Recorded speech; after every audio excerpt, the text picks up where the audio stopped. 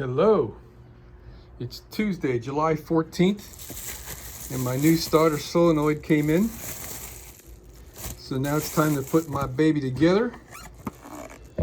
And I decided to make a change. Instead of trying to get this seal to do what it's supposed to do, and I don't understand how it can even work too, but I'm gonna remove that, completely degrease that ring, and also completely degrease this area here, and maybe even this too.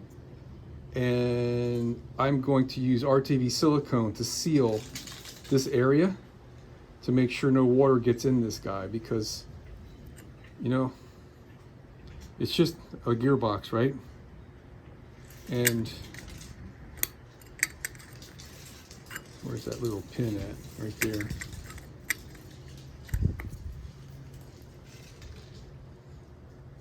This is the top, so if I can at least get a good seal around the top, right, we'll be okay. And these are drain holes. These are meant so if any water gets in there, you can drain out. So that's what we're going to try to do. And I've got some RTV up here that here's some black right here that looks like it's a brand new tube, never used.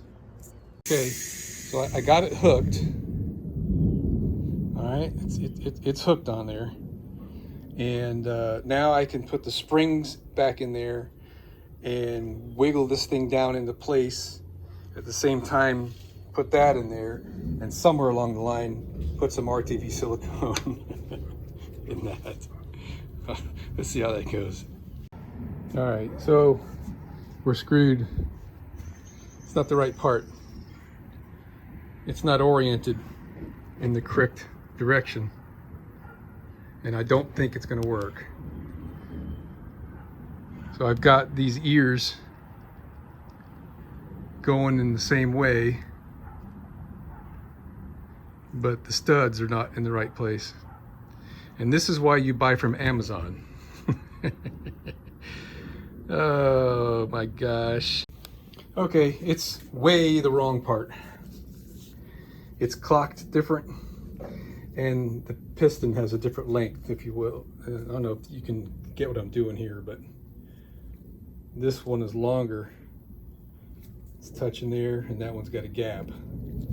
So if you wanted to look at it this way, one is longer than the other.